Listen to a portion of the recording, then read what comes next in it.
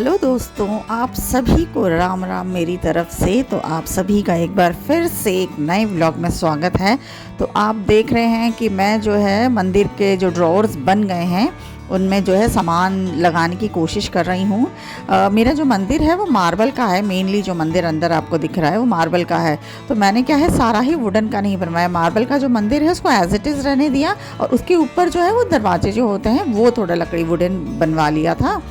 तो वही आपको दिख रहा होगा कि जो दरवाजे हैं वो जो है वुडन के हैं और किनारे मैंने ड्रॉअर्स बनवाए थे। तो बस वही ड्रॉअर्स में मैं चीज़ें लगाने की कोशिश कर रही हूँ और अपने पापा जी को बताती जा रही हूँ कि कौन से ड्रॉअर में मैंने कौन सा सामान रखा, क्योंकि सुबह जैसे वो पूजा पाठ वगैरह करते हैं तो उनको दिक्कत ना हो कौन सा सामान कहाँ रखा है ये ढूंढने में। तो बस उनको सामने बिठा के मैं उनको बताते हुए सब सामान जो है वो जचाती हुई जा रही हूँ। तो देखिए ये वॉश बेसिन है, उसके नीचे का जो फर्नीचर है वो बना रहे हैं कारपेंटर जी। तो बस उसका ढांचा तो उन्होंने तैयार कर लिया है, उसको लगाने की कोशिश कर रहे हैं।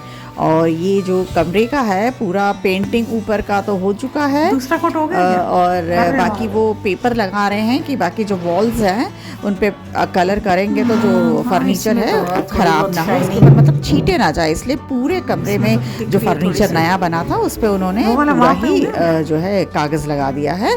और अब वो अपना जो दीवारों पे कलर है वो करेंगे। हाँ एक बार और एक हाथ और मारोगे ना तो पूरी अच्छी तरीके से फिनिशिंग आ जाएगी।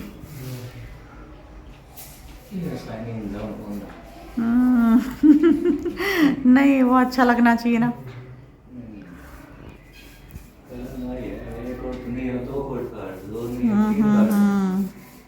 हाँ पहले वाले एक ही कोट में तो मैट लग रहा था, शाइन नहीं था। बेसन के पाइप की प्रॉब्लम हो रही है कि पता नहीं है पाइप कहाँ से आया है। यहाँ से आया है, ये वाला जो गया है इसकी जो पाइपलाइन है बाथरूम से कहाँ से आई है ये पता नहीं चल रहा है पूरा। देखते हैं, अंदाजे से यहाँ होल मारेंगे।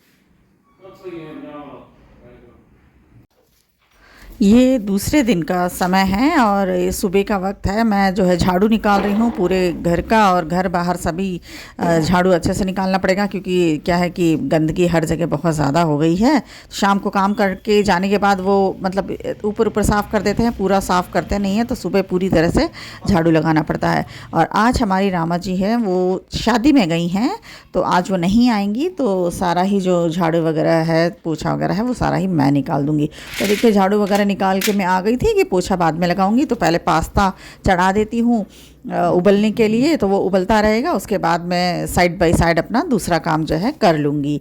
तो बस वही ये देखिए पानी में नमक डाल दिया है और जब पानी बॉयल होगा, पानी गर्म हो चुका है देखिए, फिर उसमें मैंने पास्ता डाल दिया है और उसको मैं छोड़ दूँगी अपना मतलब पकने के लिए 10 मिनट, जैसे 5-10 मिनट छोड़ दो ना तो वो हो जाता है उसमें पानी में। और तब तक आ गई थी कचरे वाली जो गाड़ी है वो, तो सारा ही कचरा जो है गाड़ी में जैसे डालने हस्बैंड जी चले गए थे, क्योंकि कचरा भी बहुत ज़्यादा हो रहा है, जैसे लकड़ियों का और बुरादा वगैरह होता है ना वो सारा ही बहुत होता है। तो देखिए पास्ता भी लगभग उबल चुका है। तो उबलने के बाद देखिए क्वांटिटी में थोड़ा सा ऐसा मोटा मोटा सा हो गया, ज़्यादा हो गया है, तो बस मैंने उसको जो छलनी होती है उसमें मैंने डाल दिया है और उस पर जो है थोड़ा सा ठंडा पानी डाल दूँगी ताकि उसका जो प्रोसेस है बॉइलिंग वाला वो रुक जाए। नहीं तो बहुत ज़्यादा बॉयल होने के बाद ना फिर वो टूटने लगता है, तो वो क्या है कि अच्छा नहीं लगता है। तो बस उसके बाद ठंडा पानी डालने के बाद मैंने उसको थोड़ी देर छोड़ दिया था। और देखिए ये मैंने डाल दिया है प्याज और उसमें अदरक थोड़ा सा डाला था, टमाटर डाल दिया है, हरी मिर्च डाल ली है, तो उसको मैंने फ्राई कर लिया है। और फ्राई करने के बाद में पहले पास्ता डाल दिया। अब इस पे पास्ता मसाला डालूँगी और सॉस डालूँगी जो पास्ता सॉस होता है वो सारे ही डाल के इसमें मिला दूँगी। जैसे मुझे तो थोड़ा सा केचप डाल के भी ज़्यादा अच्छा लगता है, तो मैं तो अपना अलग से डालूँगी क्योंकि बाकी इनको पसंद नहीं है केचप डाल के, तो अपना जब प्लेट में अलग निकालूँगी तो डाल दूँगी। इनका क्या है, पास्ता सॉस और पास्ता जो मसाला है वो डाल के इनको दे दूँगी। ये सुबह का हो गया है ब्रेकफास्ट और चाय भी एक तरफ तैयार हो चुकी है। तो अब देखिए ये लंच का टाइम है, तो लंच के टाइम में मैं बनाने जा रही हूँ राजमा। तो राजमा को हल्का सा नमक डाल के सॉरी नमक नहीं डाला है मैंने, मीठा जो खाने वाला सोडा होता है ना वो थोड़ा सा डाल के उसको उबाल लूँगी। क्योंकि राजमा है ना बहुत जल्दी उबलते नहीं है, बहुत टाइम लेता है उबलने में।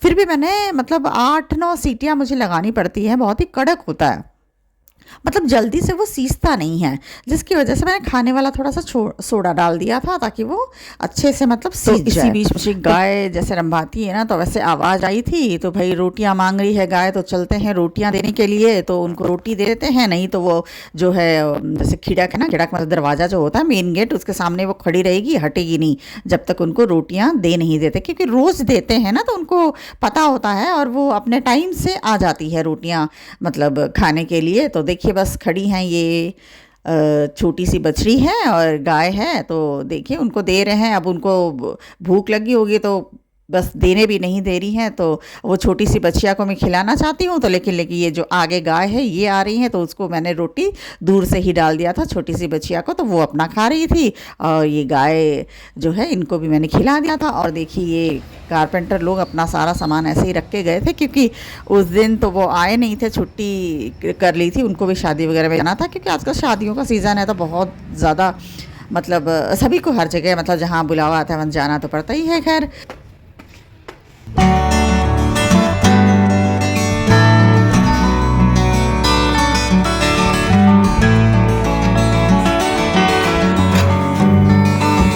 तो देखिए राजमा के साथ मैंने आलू गोभी और मटर की जो सूखी भुजिया जैसे सब्ज़ी होती है ना वो भी बना ली थी, क्योंकि बेटे को बहुत पसंद है ऐसे जो भुजिया है वो।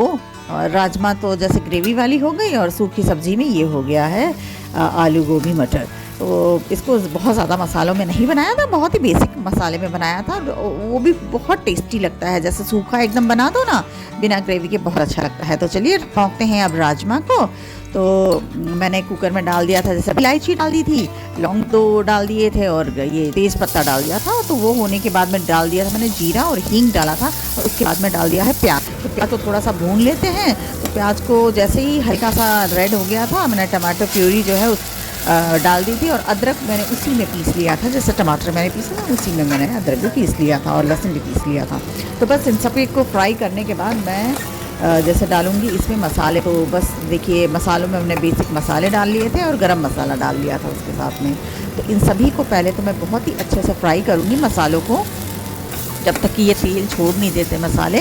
उसके बाद में फिर डालूंगी मैं राजमा। तो देखिए अच्छे से तेल मतलब धीरे धीरे छोड़ रहे हैं, मसाले बहुत ही अच्छे से भून रहे हैं। अगर मसालों को अच्छे से भून लेना तो सब्ज़ी का स्वाद जो है वो बहुत अच्छा आता है। और अगर मसालों को अच्छे से नहीं भूनेंगे हम तो क्या है ना कि कच्चा स्वाद आता है। जैसे सब्ज़ी हम खाएंगे ना तो मसालों का जैसे भुना हुआ नहीं रहता है तो स्वाद मतलब इतना अच्छा नहीं आता है। तो मसाले देखिए अच्छे से भुन गए थे, तो ये जो राजमा उबल गए थे उन राजमा को मैंने और सारे ही डाल दिए थे। डालने के बाद अब मैं इसमें ग्रेवी डाल दूँगी, जितना मुझे चाहिए उससे थोड़ा सा ज़्यादा डालूँगी, क्योंकि राजमा को जैसे मैं सिम पे पकाऊँगी, ताकि जो मतलब राजमा मुझे थोड़ा सा कड़ा लग रहा था तो सिम पे पकाऊंगी। कम से कम मुझे लगेगा 15 मिनट पकाने के लिए, तो 15 मिनट के लिए तो पानी तो चाहिए उसमें, नहीं तो ग्रेवी पूरी ही सूख जाएगी। तो बस उसको चढ़ा दिया था। और ये जो गोभी मटर आलू की सब्ज़ी है ये भी हो चुकी थी, और यहाँ चढ़ा दिया था चावल के पानी।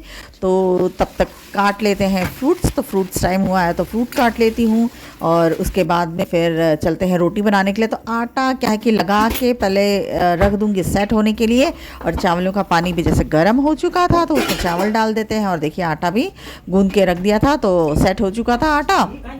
तो एक तरफ तो राजमा चढ़ाया हुआ है, एक तरफ चावल, और एक तरफ ये जो अपना है रोटियां, उसको चलिए बना लेते हैं गरम गरम। और रोटियों को जैसे एक कपड़ा मैं लगा के रखती हूँ, कपड़े में क्या है रोटियां गरम भी रहती हैं और गीली नहीं होती। नहीं तो कागज़ जैसे रखो ना, टिश्यू पेपर वगैरह रखो, तो ये क्या है ना कि चिपक जाती है रोटियों में, और ऐसे तो फिर गीली हो जाती हैं। तो बस रोटियां भी बन चुकी थी। अब ये देखिए, ये बताइएगा आप लोग क्या बोलते हैं इसे, इस फ्रूट को, फ्रूट का क्या नाम है? वैसे खाने में ये बहुत ही मीठी होती है, ये जो फ्रूट है। इसका कमेंट बॉक्स पे लिख के नाम बताइएगा कि क्या है। तो अब जो है मतलब एक बज चुके थे, तो बस फ्रूट काट के मैं भी खा रही थी और हस्बैंड जी जैसे बैठे थे वो, और बेटे तो, बच्चों को तो फ्रूट क्या है, कोई भी हेल्दी चीज़ खिलाना बहुत ही मुश्किल काम है। तो वो कहता है कि मैं बाद में खाऊंगा करके, तो मैंने कहा ठीक, कोई बात नहीं, बाद में उनका काट के रख दूँगी, वो खा लेंगे। और तब तक मैं और हस्बैंड जी अपना बातें कर रहे हैं, और फ्रूट उनको भी जैसे मैं काट के दे रही हूँ तो वो भी साथ में खा रहे हैं और मैं भी खा रही हूँ, क्योंकि अभी लंच तो कम से कम हम 1 घंटे बाद करेंगे, इतनी अभी इच्छा नहीं है। तो तब तक फ्रूट काट लेते हैं और उसके बाद में मैं छीलूँगी अनार, जो कि सबसे बोरिंग काम है मेरे लिए। लेकिन छीलना तो पड़ेगा, क्योंकि छीले बिना तो फिर सूख जाएगा, पड़े पड़े फिर ख़राब हो जाएगा, फेंकना पड़ेगा। इससे अच्छा तो छील के रख दो, और उसके बाद में जैसे छील के मैं एयर टाइट कंटेनर में फ्रिज में रख देती हूँ, तो अपना जिसको मर्जी होता है वो अपना निकाल के खा लेते हैं। और अगर नहीं छिला हुआ रहता तो फिर आखिरकार वो सूख ही जाता है, फिर फेंकना पड़ता है। तो इससे अच्छा तो जब भी टाइम मिलता है तो मैं यही काम कर लेती हूँ, अनार अपना छील के जैसे रख देती हूँ। एक टाइम कंज्यूमिंग है अनारों को छीलना, लेकिन ये खाने में बहुत ही ज़्यादा हेल्दी होती हैं, तो खाना भी ज़रूर चाहिए। तो देखिए, आधा तो मैंने छील लिया है, और बस मुझे ज़्यादा टाइम नहीं, 15 मिनट तो लग गए थे छीलने के लिए, क्योंकि एक एक एक एक करके दाने वगैरह निकालने पड़ते हैं। देखिए पूरा ही छील चुका है। और उसके बाद में देखिए, ये लंच में राजमा बिल्कुल तैयार हो गई है, और ग्रेवी जिस तरीके से मुझे चाहिए थी बिल्कुल उसी तरीके से ग्रेवी है, और रोटियाँ वगैरह बन चुकी है। तो अब करेंगे हम लंच। तो आप बताइएगा कि ये जो व्लॉग है मेरा आपको कैसा लगा, और अब मिलते हैं अगले व्लॉग में। Goodbye friends.